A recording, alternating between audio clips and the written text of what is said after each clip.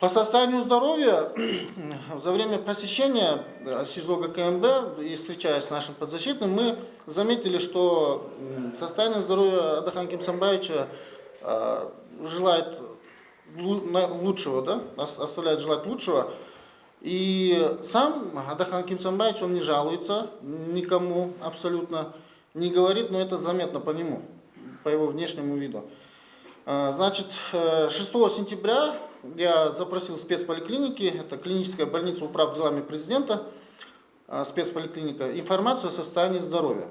И вот, согласно имеющимся медицинским документам, он наблюдается в этой клинической больнице с 1995 года. Клинический диагноз там очень большой, и два из них это сахарный диабет второго типа и гипертоническая болезнь третьей степени. Данные заболевания находятся в списке, в перечне списка заболеваний, тяжких заболеваний, при которых запрещается содержать человека под стражей.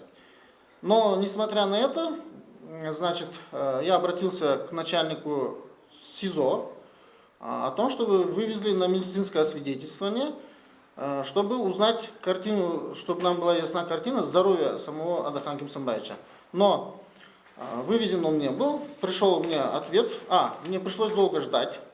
Я написал повторное заявление начальнику СИЗО, потом обратился с жалобой в Генеральную прокуратуру, и только после реакции Генеральной прокуратуры, которая сказала, чтобы вот мы вам направляем эту жалобу для того, чтобы вы дали полный обширный ответ заявителю, то есть мне. И только тогда мне пришло, значит, письмо из ГКМБ о том, что был проведен медицинский осмотр, где врачом-терапевтом. Но у Адахана Кимсанбаевича уже на протяжении 2 лет в груди вшит кардиостимулятор. Это для того, чтобы сердце, раз он гипертоническая болезнь, у него заболевание сердца имеется, чтобы сердце нормально работало, и поэтому был установлен этот кардиостимулятор. Значит, несмотря на это, кардиолог ему на то время не был предоставлен. И, значит, опять-таки мы заявляли ходатайство о назначении судмедэкспертизы к следователю. Следователь, как всегда, абсолютно проигнорировал. Никакого ни ответа, ни привета. Просто он дал, вот как вот показали, вот коротко дает информацию, что в связи с грифом секретность, несет то же самое, пишет то же самое.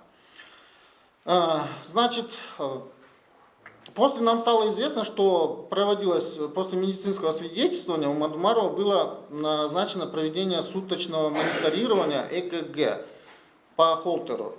Оно проводилось, это такой стенд, его вешают и наблюдают картину в течение суток, как работает сердце и состояние здоровья. Да? С 25 по 26 сентября это суточный мониторинг был. И по результатам мониторинга было выявлено, что в ночь с 25 на 26 число, примерный период времени с 4 до 6 часов, у него происходила неоднократная остановка сердца. То есть 4 раза сердце останавливалось.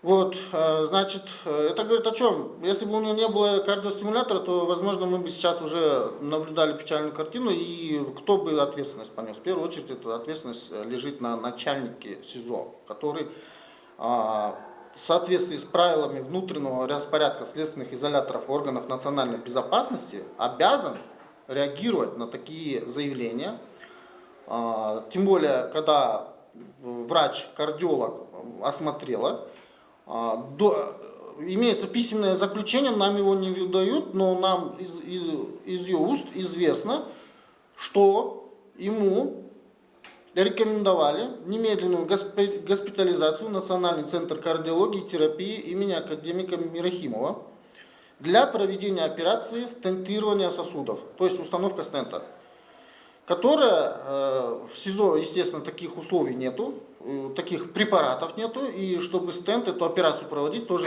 в условиях изолятора у врачей такого нету, поэтому она может быть оказана только там.